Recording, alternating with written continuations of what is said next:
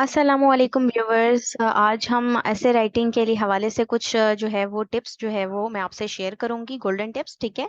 जिसको आप फॉलो करेंगे तो इंशाल्लाह आप एक अच्छा ऐसे जो है वो लिख सकेंगे। तो हम स्टार्ट करते हैं। तो फर्स्ट पॉइंट पे हम ये देखते हैं सबसे पहले तो कि अगर हमें एक अच्छा ऐसे लिखना है तो उसके दो मेन पिलर्स होते हैं। ठीक है, दो मेन पिलर्स कौन से हैं? Correct and concrete language.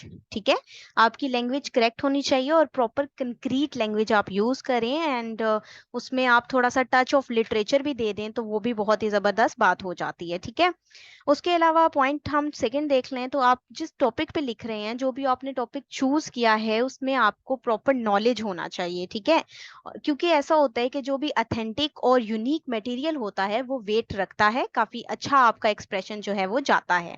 ठीक है, एग्जामिनर एग्जामिनर जब भी उसको चेक करेगा तो उसको काफी आपका जो है वो ऐसे यूनिक लगेगा।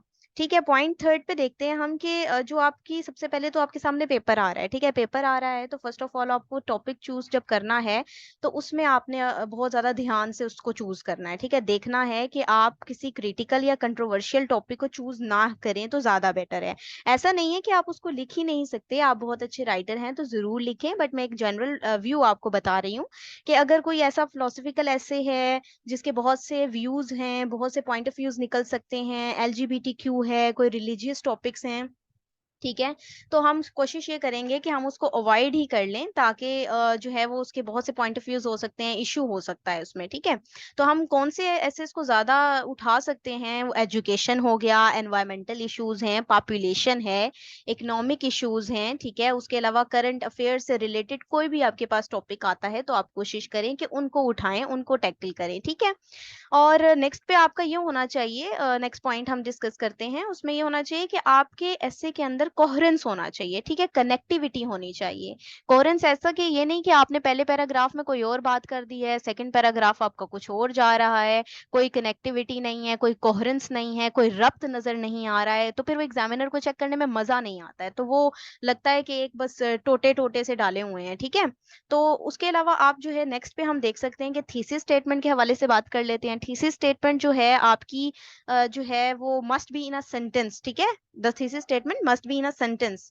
ठीक है, एक सेंटेंस में होनी चाहिए जो कि सम अप करे किस चीज को, आपके सेंट्रल पॉइंट को, यानी कि जो आप ऐसे लिख रहे हैं उसका सेंट्रल पॉइंट थीसिस स्टेटमेंट में हिट हो जाना चाहिए, एग्जामिनर को पढ़ते ही मालूम हो जाए कि आप इस ऐसे में क्या लिखने जा रहे हैं।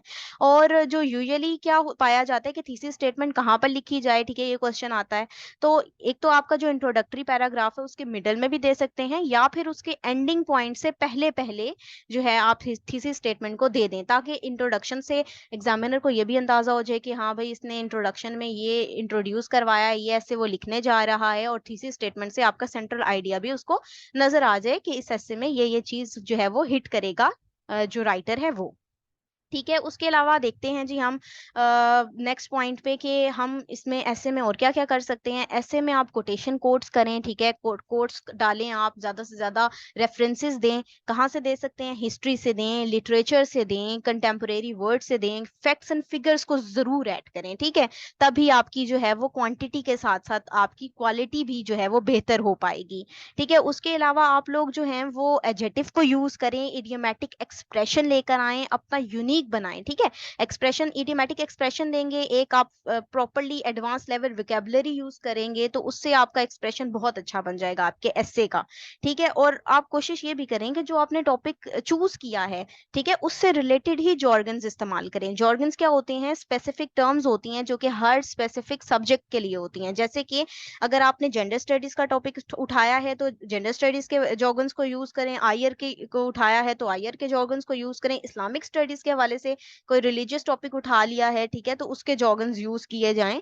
ठीक है, उसके अलावा अगर मैं आपको एग्जांपल दूं तो इकोनॉमी के हवाले से हम देख सकते हैं, अगर हमने इकोनॉमिक ऐसे उठाया है तो उस हवाले से हम देख सकते हैं कि आम वर्ड तो ये होता है ना, प्राइस हाइक, ठीक है, कीमतों का बढ़ना, लेकिन हम यहाँ पर प्राइस हाइक की जगह इन्फ्लेशन का वर्ड यूज करेंगे क्योंकि ये प्रॉपर जॉर्गन है। ठीक है, ये प्रॉपर जॉर्गन है, तो जब हम प्रॉपर जॉर्गन यूज करते हैं ना तो ही एक ऐसे जो है वो इफेक्टिव हो सकता है। इसी तरीके से आप इन चीजों को फॉलो करें और लास्ट लास्ट पे बहुत बहुत ज़्यादा इम्पोर्टेंट चीज़ जो है वो ये है कि आप राइटिंग प्रैक्टिस ज़रूर करें, डेली बेसिस पर करें, ज़्यादा से ज़्यादा करें। और उसके अलावा आप ये टिप भी इस्तेमाल कर सकते हैं कि न्यूज़पेपर डेली बेसिस पे पढ़ें, इंग्लिश टू उर्दू उसको ट्रांसलेट करें, या फिर उर्दू टू इंग्लिश जो है वो ट्रांसलेशन डेली बेसिस पर करें। तो ऐसा करने से आप बहुत अच्छे जो हैं वो राइटर बन जाएँगे और आप ऐसे में जो है बहुत अच्छे मार्क्स जो है वो गेन कर सकेंगे। ठीक है जी, ये थी कुछ आपके लिए टिप्स।